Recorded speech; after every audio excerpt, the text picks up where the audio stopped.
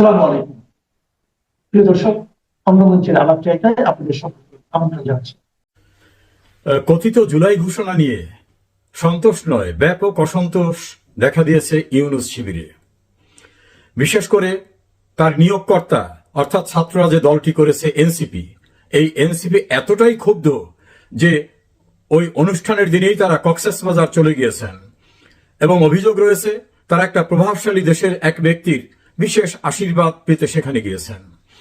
অন্যদিকে তাদের পরামর্শদাতা অনলাইন অ্যাক্টিভিস্টরা বিদেশ থেকে সুনির্দিষ্ট কোনো পরামর্শ তাদের দিচ্ছেন না, তাদের প্রত্যাশা পূরণ হচ্ছে না। তাদের অভিযোগ, তারা চেয়েছিলেন সংবিধানকে ওই দিন স্থগিত ঘোষণা করা হবে এবং ওই দিন এমন একটা ডিক্লারেশন দেওয়া হবে যে এই ডিক্লারেশনের ডকুমেন্টটা এটাই অস্থায়ী সংবিধান হবে এবং ধীরে ধীরে তারা দলটাকে গুছিয়ে নেবেন। গুছিয়ে নেওয়ার পরে সামরিক শাসকরা যেভাবে রাজনৈতিক দল প্রতিষ্ঠিত করেছেন সেভাবে প্রতিষ্ঠিত করবেন, এভাবে অন্তত তারা দীর্ঘদিন ক্ষমতার মসনদে আরোহণ করবেন। ডক্টর ইউনূস তাদেরকে সেভাবে আশ্বস্ত করেছিলেন। তারা রাজনৈতিক দল করতে চায়নি, তাদেরকে নাকি উদ্বুদ্ধ করে দল করানো হয়েছে। এবং বিদেশে একটা গণমাধ্যমের সঙ্গে ইন্টারভিউ দেওয়ার সময় ডক্টর ইউনূস বলেছেন নির্বাচন এত দ্রুত করা যাবে না, ছাত্ররা একটা দল করেছে, এই ছাত্ররাই তাকে নিয়োগ করেছিল, তাদের সেই দলটাকে গুছিয়ে নিতে সময় দিতে হবে। হঠাৎ করে তিনি ফেব্রুয়ারিতে নির্বাচনের ঘোষণার কথা ব্যক্ত করায় এনসিপি শিবিরে প্রচন্ড হতাশা নেমে এসেছে। তাদের সেই স্বপ্ন যে পূরণ হচ্ছে না এটা তারা বুঝতে পেরেছেন এবং ফেব্রুয়ারির নির্বাচন দেওয়া হবে এ বিষয়ে এনসিপির সঙ্গে নাকি ঘরোয়া কোনো ঘনিষ্ঠ বৈঠকে ডক্টর ইউনূস অথবা তার নীতি নির্ধারকরা আলাপ করেননি। সেই কারণে এনসিপি শিবিরের একটি অংশ ইউনূসকে বেঈমান, বিশ্বাসঘাতক, ক্ষমতালোভী, সুবিধাবাদী এভাবেই তারা অভিযুক্ত করছেন। এটা প্রকাশ্যে বেরিয়ে আসছে। এনসিপির গুরুত্বপূর্ণ নেতা হান্নান মাসুদ তিনি তীব্র ক্ষোভ প্রকাশ করে ফেসবুকে বলেছেন যে ইউনূসের বিরুদ্ধে তারা আন্দোলনে যাবেন, দেশ অচল করে দেবেন। বিভিন্নভাবে তাদের যে ভীষণ ক্ষোভ, সেই আগ্নেয়গিরির অগ্নি উদ্গীরণের মতো তাদের ক্ষোভ তারা প্রকাশ করে ফেলেছেন। তাহলে ফেব্রুয়ারিতে যদি নির্বাচন হয় সেই নির্বাচনে এনসিপির অবস্থা কি হবে? মিলিটারি, র্যাব, বিজিবি সহ বিভিন্ন প্রশাসন ব্যবহার করে তারা কোথাও মিটিং করতে পারছেন না। সারা দেশের একটি নির্বাচনী এলাকাও তাদের জন্য এখনো প্রস্তুত না। এইরকম অবস্থায় ফেব্রুয়ারিতে নির্বাচিত হওয়ার মতো কোনো পরিস্থিতি তাদের নেই। এই জন্য ফেব্রুয়ারি নির্বাচনটা কার পরামর্শে ইউনূস দিলেন এটা নিয়ে তাদের অভিযোগ। তাদের ধারণা প্রভাবশালী দল বিএনপির পরামর্শেই ইউনূস এই কাজটি করেছেন। জামাত ইসলামী এই ডিক্লারেশনের সঙ্গে একমত না। জামাত চেয়েছিল ইসলামিক সমস্ত দলগুলোর ভিতরে একটা ঐক্য করে একটি বাক্সে ইসলামিক দলগুলোর সবার ভোটটা যাবে, ফলে ইসলামী দলগুলো একটা সরকার গঠন করবে। তারা সেইভাবে একটা আত্মপ্রসাদ গুনেছিল, কিন্তু সেক্ষেত্রে তারা চরমনাই সহ বিভিন্ন জায়গার সঙ্গে ঐক্যবদ্ধ একটা প্রক্রিয়া সিল্ড আকারে হওয়ার পূর্বেই এই নির্বাচনের ঘোষণায় তারাও হতাশ হয়ে পড়েছে। ফলে তারাও এই জুলাই ঘোষণার ঘটনায় তাদের অসন্তোষ প্রকাশ করেছেন। ছোট ছোট যে সকল দল প্রেস ক্লাবের সামনে বা টক শোতে অথবা সেমিনারে গিয়ে অনেক তত্ত্ব কথা বলতেন, তাদের ভিতর হতাশা নেমে আসছে। তারা কেউ কেউ তো প্রকাশ্যে বলছেন ফেব্রুয়ারিতে নির্বাচন হলে যদি আওয়ামী লীগকে নির্বাচন করতে দেওয়া না হয় সেক্ষেত্রে বিএনপি ক্ষমতায় আসার সম্ভাবনা বেশি। তো বিএনপি আসলে তাদের কথিত মতে জুলাইয়ের যে স্বপ্ন, তাদের যে 5 আগস্টের স্বপ্ন, সেগুলিকে পূরণ হচ্ছে। তারা বলছেন পুনরাবৃত্তি হতে পারে অতীতে। তাছাড়া বিএনপি একসময় যে ভয়ঙ্কর অত্যাচার, নির্যাতন, দুর্নীতি বিভিন্নভাবে ঘটনার সঙ্গে সম্পৃক্ত হয়েছিলেন, সেই জাতীয় পরিস্থিতির সৃষ্টি হবে কিনা, 10টা আগস্ট, 21 অগস্টের গ্রেনেড হামলা, এভাবেই ছোট ছোট দলগুলোর ভিতর হতাশা নেমে আসছে। তারাও তাদের নিজস্ব শিবিরে চায়ের টেবিলে সব বিষয় নিয়ে আলোচনা করছেন।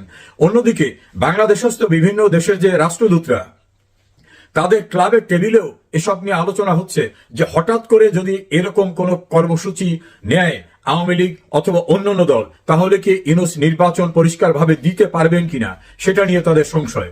নির্বাচন দিলেও আওয়ামী লীগ এবং তাদের মিত্র দলদের বাদ দিয়ে যদি কোনো নির্বাচন হয় সেই নির্বাচনের গ্রহণযোগ্যতা থাকবে কিনা এবং সেই সরকারকে বিদেশ থেকে বা বড় বড় আন্তর্জাতিক ফান্ড যারা দেন তারা ফান্ড দেবেন কিনা। কারণ বাংলাদেশের অর্থনৈতিক অবস্থা একেবারে নুইয়ে পড়েছে। বাংলাদেশের অর্থনীতির সবচেয়ে বড় খাত যেটা পোশাক খাত, জনশক্তি রপ্তানি, সেটার অবস্থা খুবই খারাপ। অন্যদিকে বাংলাদেশ ব্যাংকের রিজার্ভ একেবারে জিরোর কোঠায় এসেছে। বড় ধরনের বিভিন্ন প্রতিষ্ঠানগুলি যে অভিযোগ করছেন বাংলাদেশে, যেমন বিশ্বব্যাংকের দৃষ্টিতে বাংলাদেশের জিডিপির হার 3 পয়েন্টে নেমে আসতে পারে, যেটা বিপ্লবোত্তর বাংলাদেশে অর্থাৎ স্বাধীনতার পরেও এরকম অবস্থা ছিল না। এই পরিস্থিতিতে এই সরকার কিভাবে সামাল দেবে? বেকারত্ব, আর্থিক সমস্যা, আইন শৃঙ্খলা পরিস্থিতির চরম অবনতি, বিচার বিভাগ, প্রশাসন, কোথাও কোনো নিয়ন্ত্রণ নাই। এইরূপ পরিস্থিতিতে তাহলে তাদের কথিত আন্দোলনের ফলাফল কি?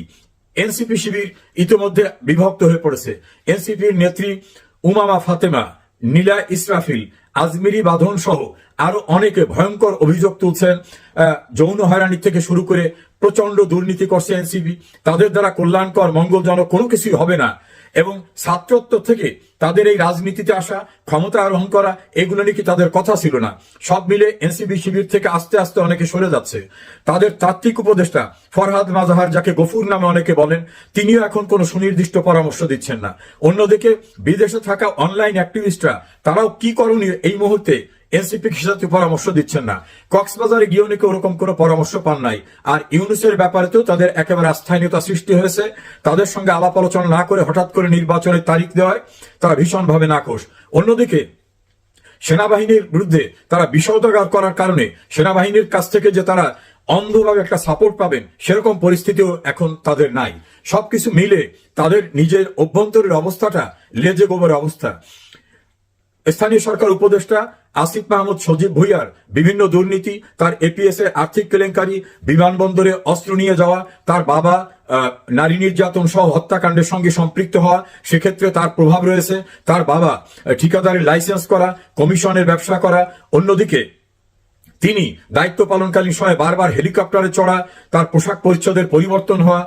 অন্যদিকে জামাতের নায়েবে আমির ডক্টর আব্দুল্লাহ মোহাম্মদ তাহের, তিনি পরিষ্কারভাবে এক বিএনপি নেতার কাছে বলেছেন যে এনসিপির প্রধান যিনি নাহিদ ইসলাম, সেটা তাদেরই ছেলে, তারাই গ্রহণ আপ করছেন। অর্থাৎ এনসিপি যে তাদের বি টিম ছিল, এই অভিযোগটায় তিনি আরো স্বীকারোক্তি দিয়ে দিলেন। তার বিরুদ্ধে গুরুতর অভিযোগ রয়েছে, তার বাবা কিভাবে কমিশন এজেন্সি করে কোটি কোটি টাকা হাতিয়ে নিয়েছেন। অন্যদিকে এনসিপির যে তাত্ত্বিক নেতা বলা হয় মাহফুজ আলম উপদেষ্টা, তার বিরুদ্ধে গুরুতর অভিযোগ, তিনি অস্ট্রেলিয়ায় অর্থ পাচার করেছেন এমন অভিযোগ। তিনি আবার সম্প্রতি একটা ভয়ঙ্কর শব্দ ব্যবহার করেছেন, তিনি বলছেন যে অন 11 এর আলামত তিনি দেখতে পাচ্ছেন। এই জাতীয় পরিস্থিতিতে বিএনপির ভিতরে একটা ফুরফুরে মেজাজ, যারা তারা খুব শিগগিরই ক্ষমতায় চলে আসবে। সেক্ষেত্রেও নতুন করে একটা আশঙ্কার সৃষ্টি হয়েছে।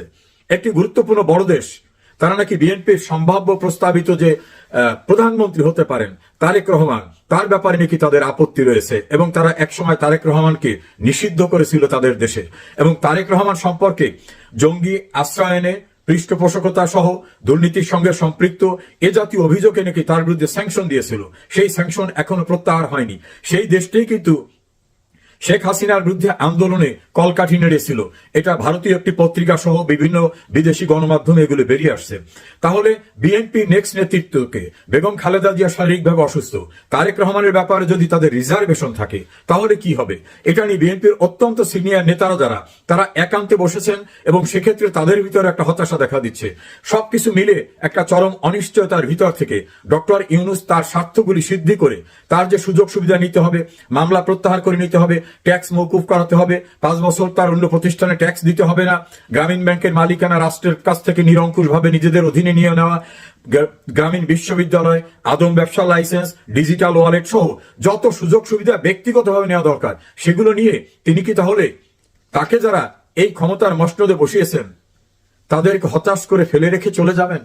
এই আশঙ্কা এখন এনসিপির মধ্যে। তারা জামাত ইসলামের সঙ্গে ঐক্য করার ক্ষেত্রেও জামাত নাকি এখন তাদের খুব বেশি গুরুত্ব দিচ্ছে না। জামাত মনে করে এনসিপির 2-3টা সিট ছাড়া তাদের কোনো আসন পাওয়ার মতো অবস্থা নাই।